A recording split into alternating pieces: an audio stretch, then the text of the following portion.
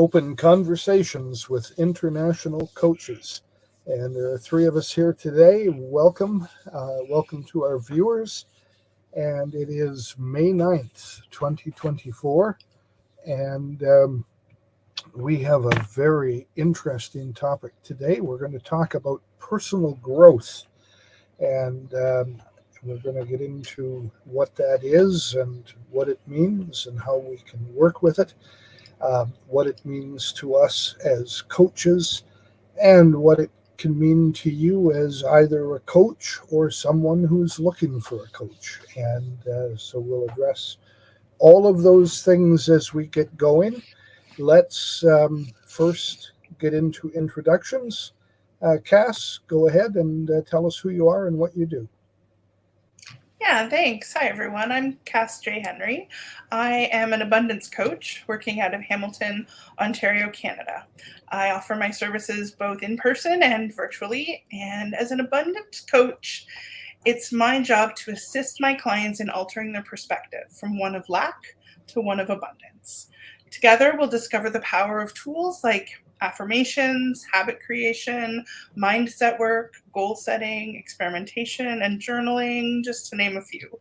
And our overarching goal is to achieve a more harmonious balance in our everyday life. So if you find yourself feeling stuck and focusing on everything that's going wrong in your world right now, reach out. Let's do a discovery call and let's see if we're a good fit, because I'd love the opportunity to show you the abundance that's already in your life right now. You can find me on cassjhenry.com.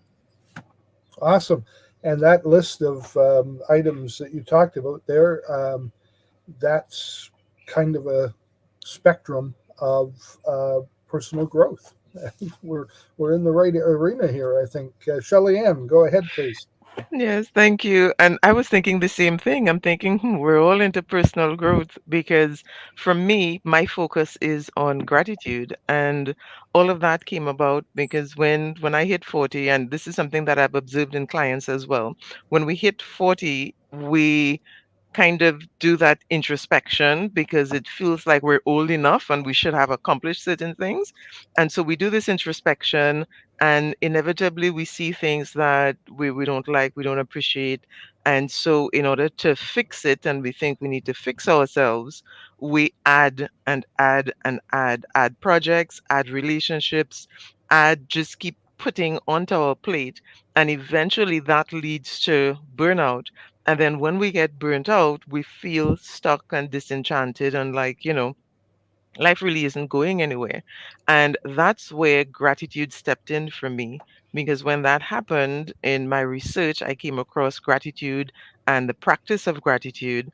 And through my own experiences, I came up with something called the gratitude strategy, and that led me to eventually working with habits and the concept of discipline, which, when you put it together, what happens is that we realize that we can actually pursue our goals, be productive, and be happy along the way. So we don't have to work for either discipline and, no pain, no gain, or happiness, and we're spinning around and we're not getting things done. We can actually get things done with gratitude. And so through the gratitude strategy, I work with my clients how to say it right by managing their self-talk, by more positivity, more gratitude. We work on saying it loud, which is making gratitude tangible. And to me, that's where the real power in gratitude comes in, when it becomes practical. And then we work on saying it always, which is where the habits come in. And we make gratitude an intentional daily habit that forms a foundation. It's like a keystone habit where other habits can be formed. And pretty soon we're getting it done and feeling all the joy about it as well. And I love that concept so much that I embarked on a year-long program, Getting It Done with Gratitude. The videos are on YouTube. You can look for the channel, Getting It Done on Gratitude. I had conversations, weekly conversations with a colleague of mine, and she's also into personal growth. And we spoke about what gratitude is, how you can make it practical, all the different things. So check that out. But if you want to have a conversation with me personally on gratitude, I'm on LinkedIn, Facebook, and Instagram. And you can just look for my name, Shelly Ann Edwards Barron, and you can find me. I love talking about gratitude. So just heads up, we'll be talking lots about gratitude today with personal growth. Thank you. Awesome, awesome, and that's just another major factor of personal growth. I've had the joy over the past week and a half or so. I'm working on a fairly major project, and actually putting a series of courses and other materials together into a community structure. And so much of the material that I've been working with and putting online has been about personal growth. So I'm kind of, reading that and digging into that as I'm working with it. And I have a bunch of material in my head to share as well. And in that regard, my name is Stephen B. Henry. My friends call me Steve, so you can do that too. Um, I'm known by many online as the coach's coach. I am a multi niche coaching practitioner. I'm experienced uh, as an online presence consultant, a business success guide, and a personal development mentor. Certainly, personal growth is a part of personal development. And I bring this holistic trifecta together for my clients in a single toolbox. My many years of experience across the spectrum of personal and business life and my sincere commitment to ongoing learning inform my approach and work life ethic. And by understanding that success is a journey, not a destination, one's goals become more attainable and exceedingly more enjoyable. So that's where gratitude comes in. And as I often say, the time to hire your guide is before you get lost in the woods. And I think that's an important factor. As a coach's coach, many of my clients are also coaches. I am in the strong belief that every coach should have a coach or mentor. And I have a couple myself, and certainly glad of it over the years. I've had some amazing mentors who've shared some awesome things with me. And I was just discussing earlier this morning with someone about the idea of uh, continual learning. I certainly learn something new every day, and that really informs my personal growth. I add to what I do and who I am through learning, through reading. And yesterday I was sharing the knowledge that a lot of people don't read anymore. Everything is quick fixes, and at best, we're looking at a device of some kind and reading a few words at a time. But recent studies have shown that most adults have not actually read a book since they left school. And, for an old guy like me, that's kind of terrifying because reading is such an important part of my life. And the technology that we all use has supported my reading. I love the tactile part of books and reading, in that sense, holding the book in my hand and feeling the paper and seeing the words printed on it.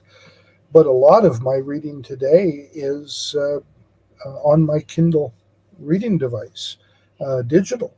And so I can carry literally thousands of books with me everywhere I go. I have an entire library on my Kindle and in the cloud from my Kindle that I can access. I will never finish all of the books that I have. I'd be about 138 if I do. So maybe, who knows? But anyway, the act of reading and the available material today that is there to read, and there's so much of it. There's overwhelm sometimes in what Mhm. we have before us. And I think that's an area that we can discuss as well as we go forward. So let's jump into this topic of personal growth, what it is, what we can do with it, and how we each, as coaches, life coaches ourselves, how we approach it ourselves and with our clients. Who wants to jump in and get going on it? Cass, you. Sure, I can jump in. I think that a really important aspect of personal growth is being able to sort of overcome our natural tendency to respond quickly and negatively to situations.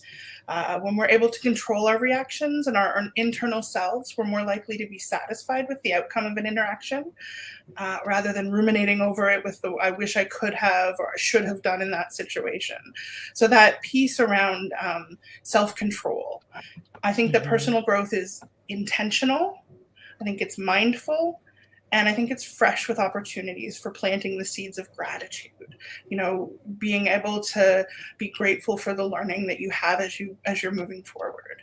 Um, it's not as easy as saying I once did this and now I'm going to do that. You have to get from point A to point B, and that's where the growth is happening.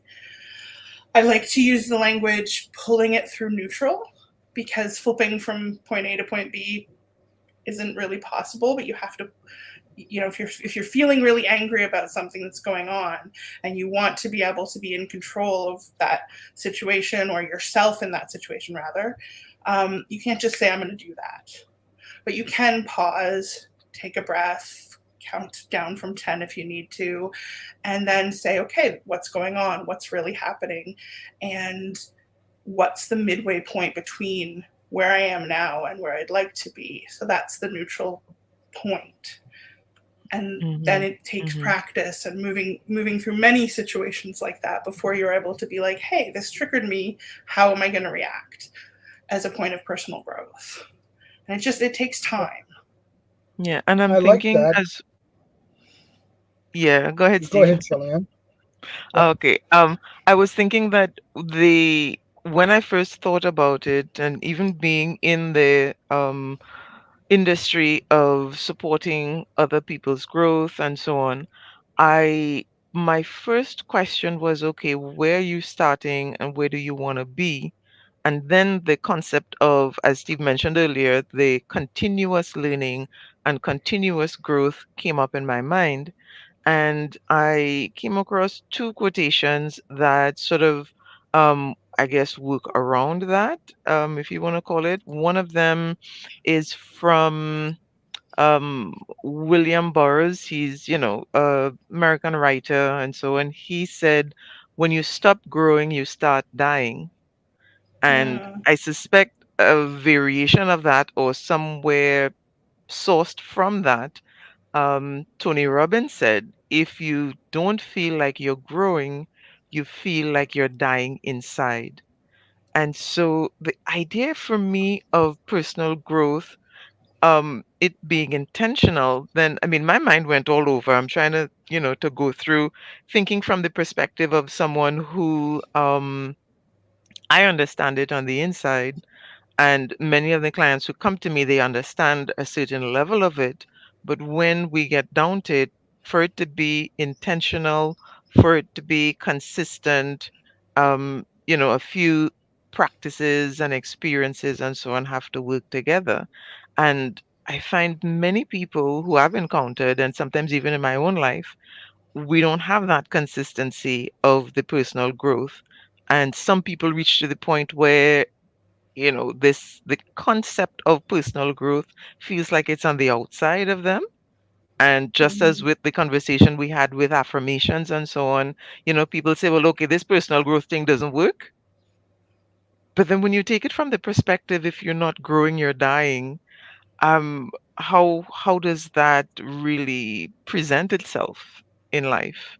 What does that look like? So that's where my mind went when when I Mhm. started thinking about this whole concept of personal growth. Yeah. What I see there, and in what both of you have shared, is a perspective of a starting point and a destination. but the important part is that movement in between. And um, I often like to uh, reflect on or focus on the idea that before we can get that part in between and even have the goals of our destination and set those goals, we have to know where we are.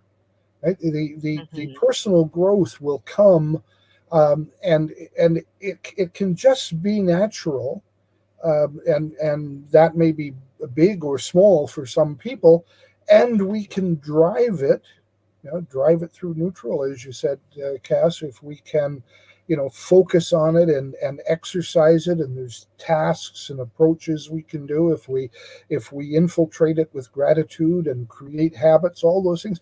But none of that matters unless we have that understanding of where we are. That's how we that's how we get going. That's how we take action. We step off from where we are.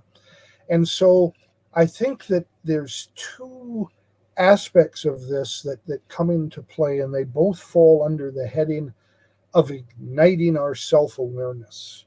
We have to Mhm. we have to be self-aware. We have to know who we are. We have to know where we are. We want to explore the values that truly matter to us. The we got to look at both sides of it. What turns you on, and what struggles you have. Both aspects of it. They're two sides of the same coin. They're not positive and negative. Cass, I think last week you referred to negative energies and things being motivations and being simply another way to look at things, and we won't want to discard them. And I agree so fully with that. So I think self reflection is the key to this. We have to analyze our strengths, our weaknesses, our our abilities and our disabilities. It's the whole package that allows us to uncover our areas that are open for growth, and those growth areas will vary from time to time. So when you know who you are, you empower yourself to make those choices. And that's my second step. After knowing where you are, then you have to choose what it is you're going to do. You have to take action. But oftentimes, I think that coaches and gurus throw this word action around as if it's something magical that's just going to happen. You have to choose to do it. You have to make those decisions to move forward.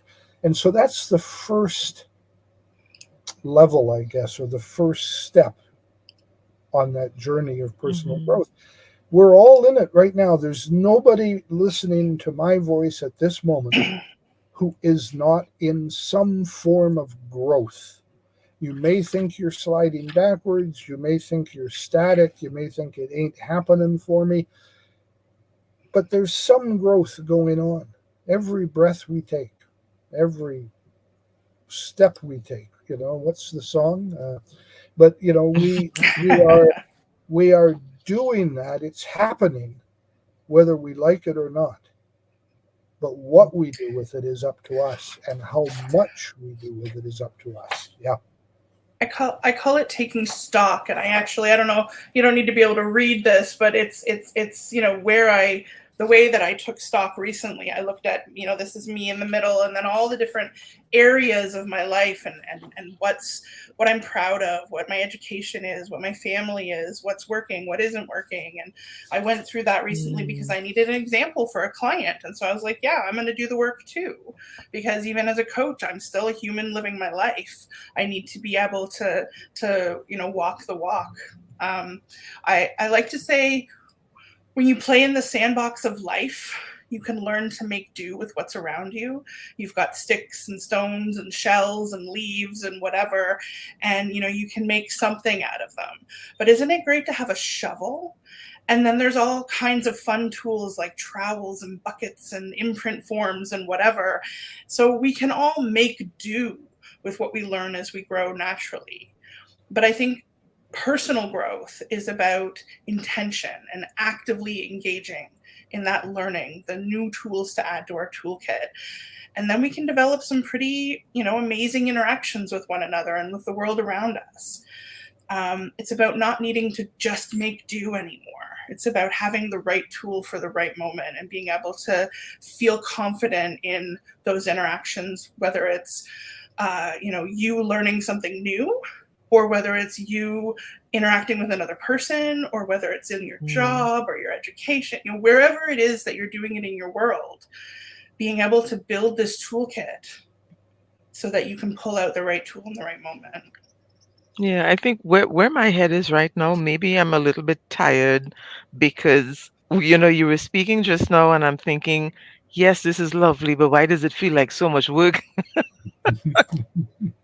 It, yeah, I'm in one of those moods today, but and that's why for me, being a student of productivity and all those things, and with ADHD, feeling productive is a huge deal, and so that's where my focus is.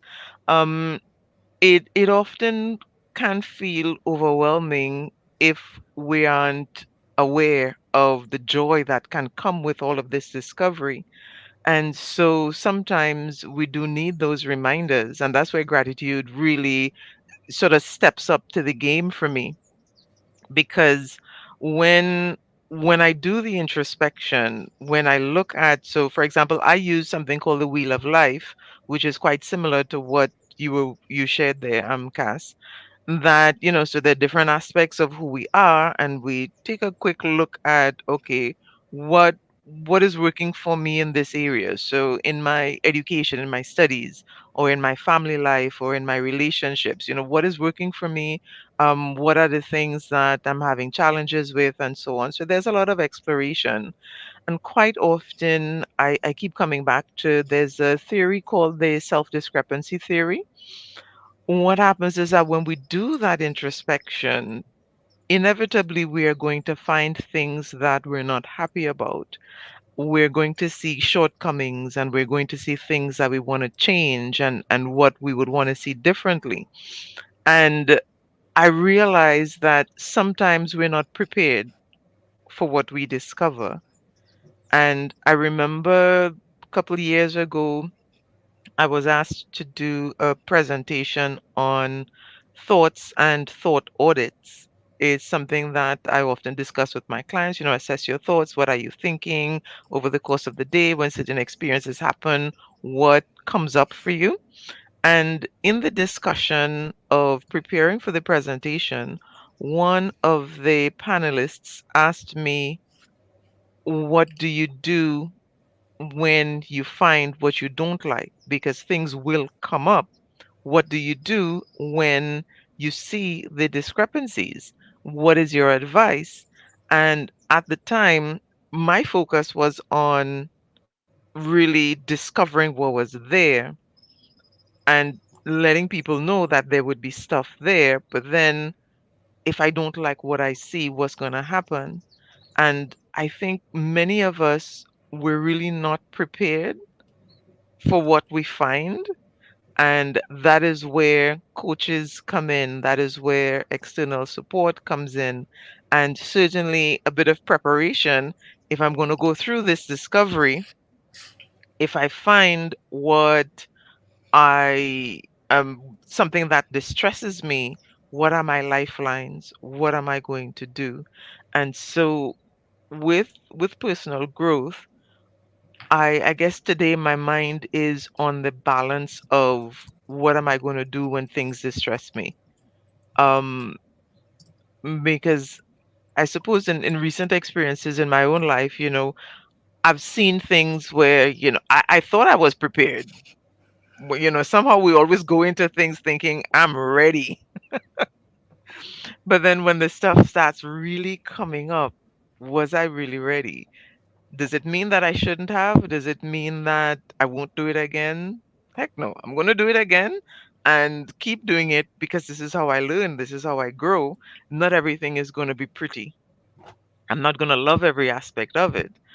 Um, but I do need to be able to step back, as you said, cast pause. I love that word because of how significant it is. Um, and the tools and all those things, yes. And I keep going back to the concept of not having to do it alone. I think that's my lesson for the decade. It keeps Yeah. coming back to that. Well, we're not doing this alone either, right? That's why Yeah. there's three of us. It's on open conversations with coaches because yeah, we don't want to do it alone. You had me think of the quote. It's the Dalai Lama. It's very rare or almost impossible. Um, it's very rare or almost impossible that an event can be negative from all points of view. So whatever is happening, being able to change your perspective and reframing what's going on. Um, if you can pause and Yep. just take that moment to think before you Yep. respond, so you can zoom out and see what's happening from a broader perspective, then it's more likely that you'll respond in a more even tempered way. The Dalai Hmm. Lama says the quality of your thinking determines the quality of your life. And I think that's Hmm. really, really poignant. The idea that, if you're thinking those negative thoughts, then you're going to be having that negative experience in life. It's almost a guarantee. And that's another place where if you're not alone, if you have somebody to check that with, you have somebody that you can bounce things off of, that you can role play with, whatever interaction you need in that moment, and it might just be a hug. Hmm. Sometimes life just needs a hug, Yeah. and being able to be vulnerable, and in that moment, vulnerable that maybe we need to do a topic on vulnerability. I'm just throwing that out there right now early, Yeah. but Yeah, I think it's important. I really, really do. And Yeah. how gratitude factors in for me, that's where the gratitude interrupts the trend, because when the negative thoughts come, there's a saying, misery loves company. Oh, they have lots of friends, we don't get one thought, right? And then there's the anxiety and the depression, and all kinds of things can spiral out spiral. of control. But gratitude is such a powerful interruption. And I like the word interruption because it's not just it's not necessarily a replacement, because the thoughts are coming, but what it does is that it reframes them, as you said, and it interrupts the direction, changes the flow of the direction, where the direction of the flow, sorry, that the thoughts are heading. And that's why I talk a lot in the gratitude strategy. I talk a lot about infusing ideas and thoughts with gratitude, so that whatever the situation is, and we're feeling all of these negativities that we consider, not going in the direction that we would like to go, then the idea of, as you said, quote from the Dalai Lama, um, every situation, any situation is unlikely to be so dire that every single thing about it is harmful or a problem or negative, if we want to keep using that word. Um, and the gratitude allows us to find that little sliver of light in between all the darkness.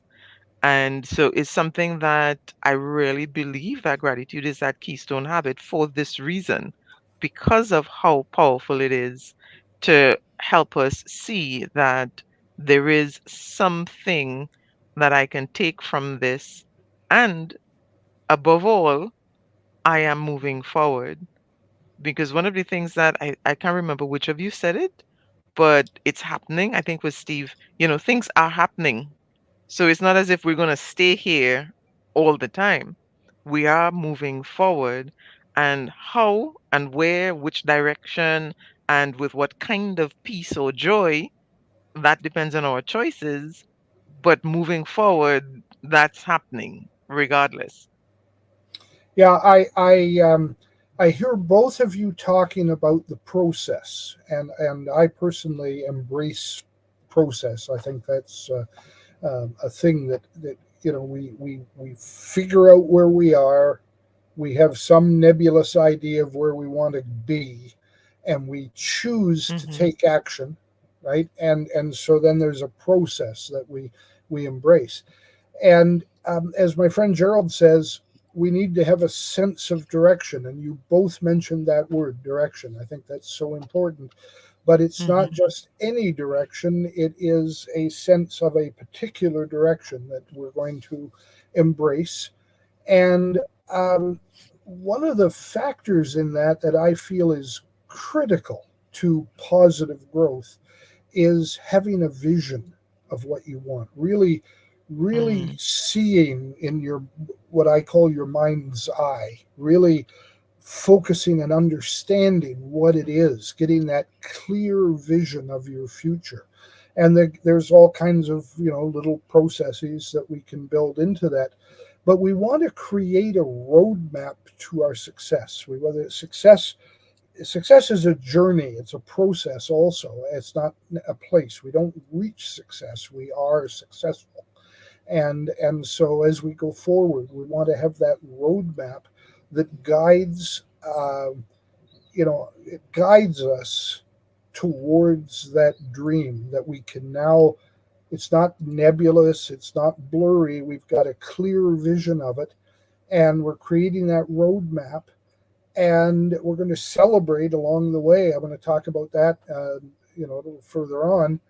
And we have milestones along our journey, and all of that is the process that's so important. And I guess the big underlying thing that so many people talk about is goals. We have goals, big goals, little goals along the way, and it is the process of setting goals and working our goals that many people stumble over. And that's a whole, you know, field Yeah. on its own, goal setting. I'm not going to get into the, SMART goals and all those different things. Um, but it is an important part of that personal growth. Personal growth is a overarching concept in which so many of the tools Cass talked about, building that toolkit, having the right tools available to us, the right processes, the right vehicles to move us forward. And sometimes we need a great big front end loader to get us moved forward, and sometimes a pair of roller skates will do the job. And it just, there's so many different areas and so much range in between. But that's again where a coach comes in, having your coach. And I Mhm. know myself as a coach, as an experienced person, I've got a long lifetime of good and bad and opportunity and difficulty and all those things that I've learned along the way. And I'm only beginning to scratch the surface. You realize, my dad used to say this many times, that the more you know, the more you realize you don't know.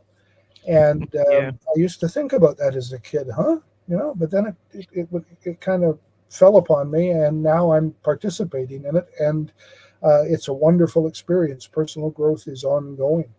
And so having those right tools, having those coaches and mentors and guides that can help you. Cass, you've often used the reference to scaffolding, that you're not a prop, you're not a support, in essence, to people. That's not what a good coach is. Rather, you're a scaffolding that gives them the way to get up to where it is that they want to be. And Mhm. um, that's truly the role of a coach in personal growth, when we're working with the other person, with the client. In the case of a paid coach, it's a client relationship. But if you're a friend, if you're an accountability buddy to someone, if you're just there to support them, to encourage them to be part of what's going on, you want to inform and encourage that, you know moving, that activity that takes them further up on their life's journey. And that's personal growth. That the person experiences growth, and we working with them from the outside encourage and facilitate, I guess is the right word there. We facilitate that growth for the areas that they will struggle with. And Hmm. there's so much power in that. As the recipient of that, we gain so much power in being able to make our choices, to be able to reach our goals, to be able to mark off those milestones, tick the boxes on our list. And when it's habit, then the list repeats itself easily. It's not a Right. it's not a burden. It becomes the habit of doing these things every day or every week or every month as we go, through that journey. Yeah, And especially when we do it with curiosity. oh, love it. And I know Cass had mentioned the concept of it before, but I want to really sort of make a point of it because I know we discussed curiosity and being curious. I think that was late last year. So for those of you who are listening, if you want to go back to that conversation, awesome conversation as always, but it deals specifically with curiosity and being curious.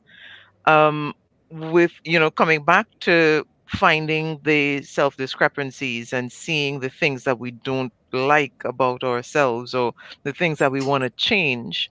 um Being curious sort of distances us from the judgment that often follows when we make these discoveries.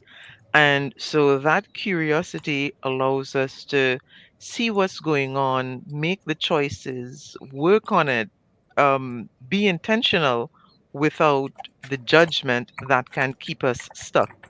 Excuse me, that can keep us stuck and keep us, feeling as if we're walking with a huge weight on our shoulders. We can release that by working with the curiosity. So I really just wanted to stick that in because while everything else, yes, is important and the intention and all of that, I am keenly aware of what judgment can feel like and what it does and how it keeps us stuck.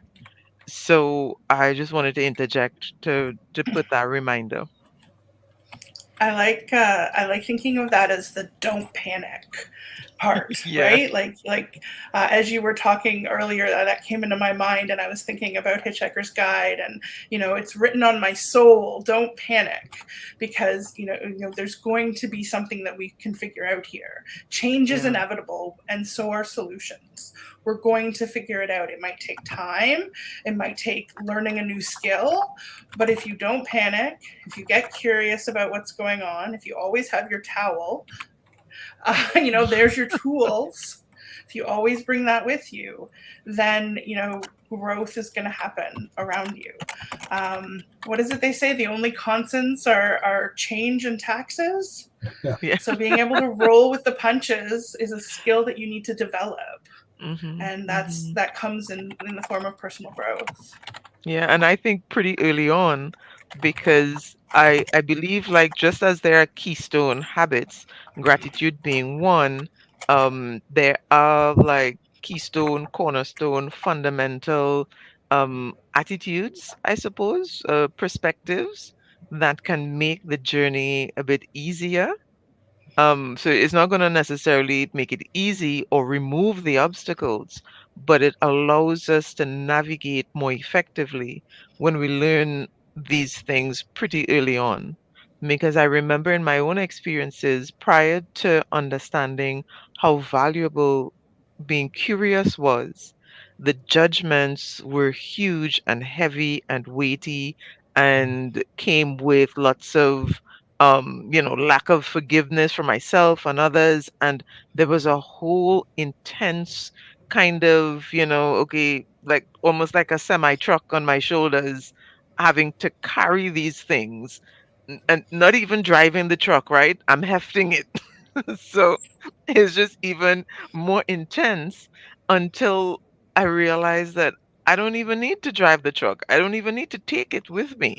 I can just pause, be curious about this, take what I need, work on the rest, really assess it and free myself of all of these things.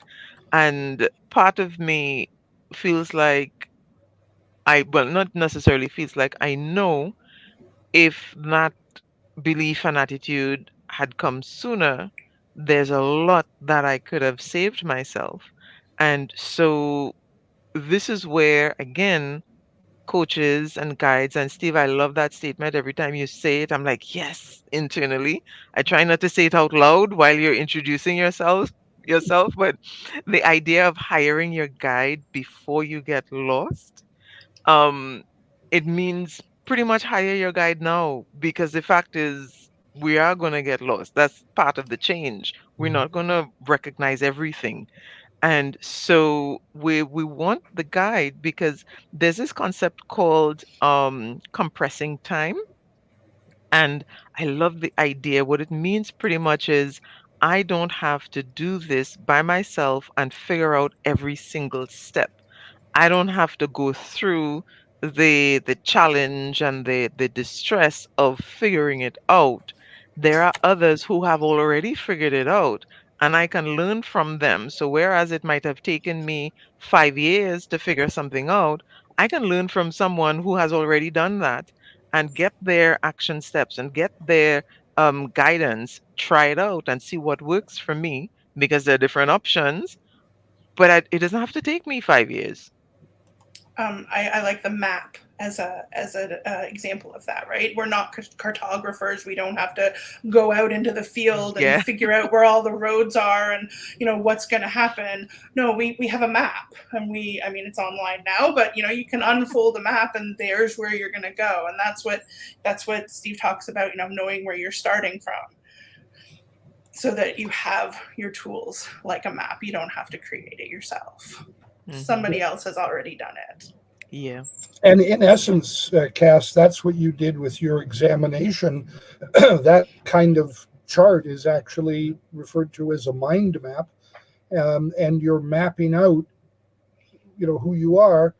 And when we look at a map and we want to go somewhere, we may put our finger on the place where we want to go and look at that because we're curious.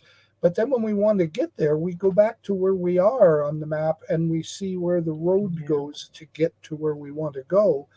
And so we've had to go back and reflect on where we are. And that's what you've done. You've done that local portion of the map. And then when we visualize what we want to do, that fleshes out the other portions of the map. And then we choose to move forward. We choose our route. I mean, this analogy just hangs together across the spectrum of it. And we then begin that journey, and we often start with a direct line in mind, a sense of direction, as Gerald would say, but then we vary. We take side trips. We find roads are blocked, bridges are down. We have to take another route to get around it, to find another way. We may have to find another vehicle. We may fly, or the weather's bad, so we have to drive, or we maybe have to wait it out a little bit, and we can be planning and working towards what we're going to do. And sometimes we have to stop and rest and rejuvenate and eat a And get meal to see in the our time, cows. and get to I, see the Get to cows see the along the way. cows. I won't ever forget that Yeah, yeah, because I love it so much. yeah, yeah. Sometimes And you want there's to go on nothing the wrong route with that lets you see the stopping to cows. smell the roses. It's coming up Sometimes you on just want to see the cows. Yeah.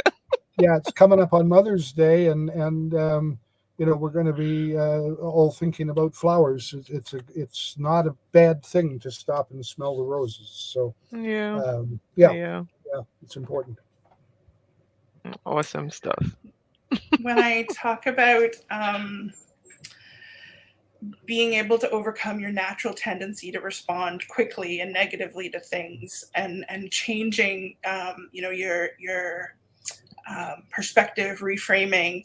I want to make sure that it's known that I'm not saying that you should be walked all over. I'm not saying that you always want to pause and let the other person have their say, or pause and let the other person or the other situation take over.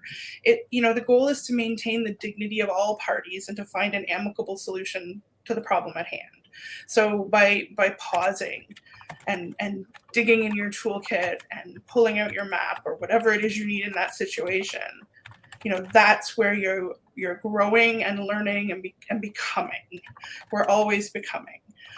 One of the activities I actually do with my clients is around pause. It's a simple, silly, schoolgirl kind of, or school kid sort of thing. But I just have them make bookmarks that say pause and other little sentences and words and things about pause, and decorate them with stickers and put them up in their bathroom by the mirror, in the kitchen where they do dishes, or use them in their book as a bookmark. Because we read it. We don't rarely read a whole book all at once anymore. You have to pause and do things. So you put your bookmark in. And that's something that we can do in our daily life. Take that pause, take stock, see where you're going, and you can do it multiple times a day. We don't have to just be reacting to everything that's happening. Yeah. And when we do that, this is what I do with the gratitude with clients, where we move from just in the mind and just a thought and the concept of pause, like in your case we're talking about pause, to making it practical, saying it loud, making it tangible, that you can see it, touch it, interact with it outside of you, and that gives it more of a real world feel, and it makes it more visible in multiple different ways, so that we can't ignore it because it's there in front of us. In our minds, we can say, yeah, I'll get back to that later. But when it's in front of us and we see it in the book and we see it in the kitchen, we see it in the living room, we see it, in the bathroom, on the mirror, we see it everywhere, we can't ignore it. And so one of the things that I do in similar line with that is the concept of I am enough, and I am okay, and those kinds of things, where it's not just in our minds, it is outside, it's tangible, it's written down, it's real, I can touch it and feel it and I know it's there. And for me, that is where, I think I had mentioned multisensory learning. That is where we make it all of who we are, and where the intention moves from just my mind intention to my entire being intentionally moving toward this agenda. And I feel like this is what makes it fun and makes it exciting and makes it, you know, we want to do this because we're enjoying it while we're doing it. And that's where, life really becomes more than just trying to survive, Mm-hmm. and it becomes something And that it, we actually enjoy. and it's very personal too. Mhm. When you talk about I am enough, or I talk about pause, that's the language that we're using. It might be different for our client. It might be the same concept, but it might be a very different word. An example, oh gosh, I don't even remember how long ago this was. Maybe 20 years ago. My son is 20, so maybe about a little bit longer than that. I really struggled with self-image, and I really had a hard time just showing up for myself in the world. And one of the things that I was told in one of the programs that I was participating in was to write positive sayings on my mirror, because you can just wipe them off later. And the one that I wrote was "You are beautiful," because that was just a big theme that was going around. You could get stickers for your water bottle, and "You are beautiful."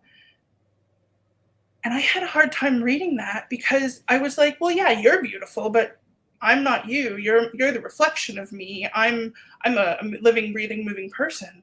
So when I took the words "You are beautiful" and I wrote "and so am I," now I Mm. was covering both sides of the mirror. I couldn't weasel my way out of it. I was internalizing it, and it made it work for me. So I think we've talked about language and saying it right. That's something that Yeah. you definitely do with your program. And I think that that's so important and powerful, is figuring out the words and how it works for you in your personal growth specifically. That's a beautiful example because you are beautiful and so am I when you're looking in a mirror. That can be you reading that and saying that. And as you look at it, it could actually be in a speech bubble from the you in the mirror saying you outward to you. You are beautiful and so am I, what you're looking at in the mirror. So it's double sided both Yeah. ways. And that kind of brings shivers to me.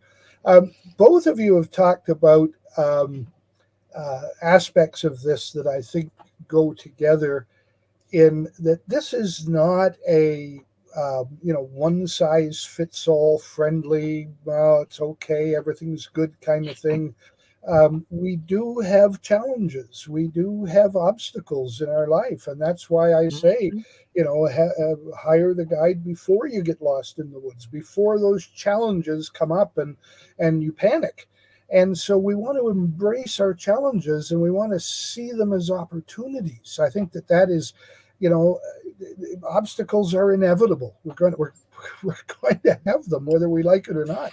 And no matter how positive we are, no matter how dedicated we are, no matter how committed we are to moving forward, we're going Mhm. to have stumbling blocks. And I also use the phrase quite often that as life coaches, as guides, as mentors, we change stumbling blocks into stepping stones. Cass, you just talked about the word. It's the same thing. We can trip over it or we can use it to move forward. It can be a stumbling block or a stepping stone.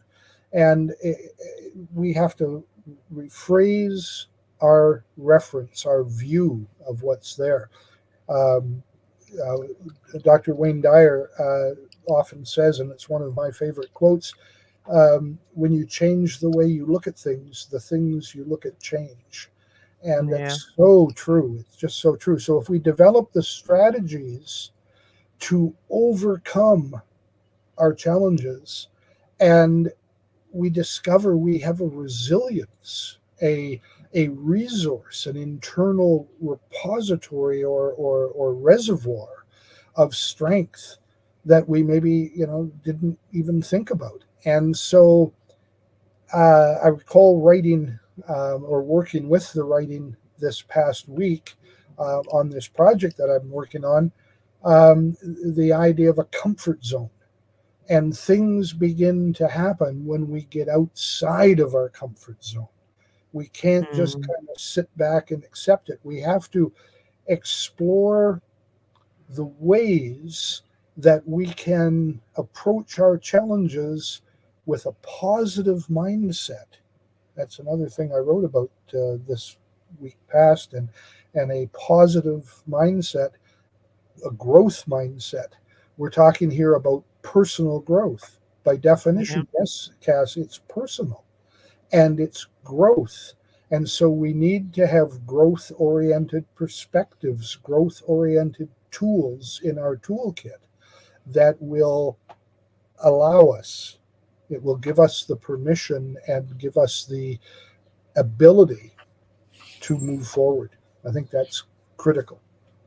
And just to highlight the tools, and I think, is that where you were heading as well, Cass? I don't know. We'll see.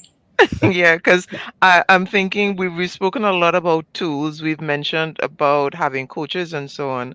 And just two of the tools that we discussed today was the mind map that Cass did and the wheel of life that I spoke about. And one that I also wanted to add in was journaling, because I think journaling is one of the best ways to really explore thoughts and ideas that there could ever be. And it I use journaling in every aspect of my life. Use it with clients, with the gratitude and the coaching. I use it with habit clients. I use it with my writing students. I use it with teachers. Every aspect of life is worth recording. My business coach used to say, she used to always ask me, Shellyan, are you writing this down?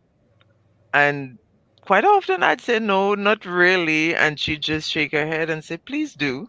please write it down, because at some point you might want to look back at this and really see and understand. Because I am not one of those people who could remember everything that happened every day. So I need to write it down.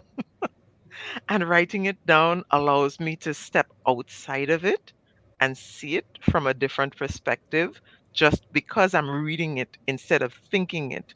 And that alone makes a difference. If nothing else comes out of the journaling, you're able to read it instead of think it. And that changes things and changes the perspective. So I wanted to recommend and introduce journaling. And it doesn't have to be a guided journal. And although guided journals are awesome, just a notebook, write it down, put the date, and write it down. Yeah, Yeah, that's it's 2 points critical. that I can make then. Journaling is again a personal thing. There are so many types of journals. You can do what I call mental drainage, just like write and like have no rules, nothing, just go. But you can also follow very specific things like bullet journaling, and there's everything in between. Yeah, So find a journaling thing, and the best kind is the one that works for you. And the other point I was going to make is about your comfort zone that Steve was talking about. And stepping outside of your comfort zone. I want to just always highlight it's okay to be in your comfort zone. It's okay to spend a lot of time in your comfort zone. It's okay to come back to your comfort zone after you've stepped out of it. Make a blanket fort in your comfort zone with a friend if that's what you need to do. But it is the stepping outside that's where you'll grow. You are not going to grow in that comfort zone in your I very like that comfortable comfort food. space. I'm gonna Comfort write that fort. down. I'm Yeah, gonna that's make an one of interesting. those. Yes. Yeah, yeah, and Right? that's absolutely critical. The need for rest, not only the Mm, physical need for sleep, but the need for coming back to the comfort zone and getting that mental rest, that toning down, so that you can recover. I mentioned about stopping yeah, for a meal on that journey on the map. It's that, recovery that happens that you can then get out and drive the next mile. It's so important. And we're running out of time here, but I just want to touch one last point about this whole personal growth thing. Celebrate your wins. I mentioned that earlier, but it is so yeah, important. Not only the big wins, but the little wins. And that's where journaling can come in, because you can write down what you achieved today, what I won. This was a win. And you can also make a note of how you celebrated it. And sometimes you don't have the time to celebrate it, but you can make a note in your journal. And if you have a formal journal that has dates or days, whatever, there's nothing wrong with flipping ahead to next Saturday and writing down that you're going to celebrate that win from Tuesday on Saturday when you have the time. yeah. Yeah. Yep, yep. I, I think, Cass, I don't know what you're thinking of for next week, but I feel like somewhere along the line, journaling needs to be a topic. I had mentioned vulnerability, but we could do journaling. It's up to you. Yeah, I like vulnerability too. To follow growth, So I feel like yeah, vulnerability kind of follows growth. yeah, it does. It does. So just put a note somewhere, journaling, because I feel like we Absolutely. we've we've spoken a lot about journaling, and I know, as you said, there are many different kinds, and sometimes um some people feel, well, I have to do it this way or I have to do it that way for it to Yeah. count or for it to make sense, for it to work. But it doesn't quite have to be like that. In fact, you can have several different journals at a time. I So act- yeah. I Yeah. actually did 2 sessions, 2 half-hour sessions, just on journaling for another group that I'm part of. That's how much there is. There's so many forms of journaling. Yeah. Yeah, I, so I I really think it's like worth that. exploring. Yeah. So we've got topics for 2 weeks now. I think that's good. I would like to switch up a little bit, and journaling is a good way to start doing that. We've talked now for nearly 30 weeks. We've talked about Actually various. more. Is it more? Okay. Yep. Time goes, but we've talked about so many of these. Some might say theoretical, although they're actually documented and real topics. But the philosophic topics, the emotional topics, the mental topics, that deal with our inner self And in journaling great is detail. concrete. And I would like to switch to some concrete topics going forward as well, Sure. because Mhm. there's so many of us that um, in looking at these various topics, the what we need to do, and the why we How? need to do it, but how exactly? What Yeah. actual tools Yeah. are there to support us, So and how to let's do journaling and skip the vulnerability for the following week. How about that? Mm. Well, Let's do a actually, concrete one. Oh, you want to do it um, the other way? other way? yeah, I feel like the other way because the Yeah, Okay. vulnerability it is an follows. important discussion, and then journaling can follow that. I Yeah. see it kind of like the other way Yeah, as well. yeah, that really works Awesome. for Yeah. me too, because Yeah. vulnerability follows what we've just talked about, and Mm-hmm. journaling is a great way to deal with vulnerability. So yeah, I love Yeah. it, love it. Yep. Yep. Yep. Thanks so much, guys. Wow, we went into this at the beginning. Actually, our 5 minute conversation that we always have before we get started, comparing notes and getting ready to go forward. I think we were a little bit unsure. We never know where it's going to go, but we were more unsure today than we usually are. And I think we've delved into some awesome things. I've made notes here of Oh, me things that too. I'm going to share, the phrases, the words. It's been great. I certainly appreciate everybody in the participation, and for you guys out there in the in the real world that deal with this every day, coaches who have to embrace it and work with their clients, and those of you who are working with a coach and need that scaffolding around you, and all the wonderful people who are wondering what they should be doing or could be doing or would be doing. We're here. Contact us. We love to hear from you. All right. Well, bye guys. See you next week.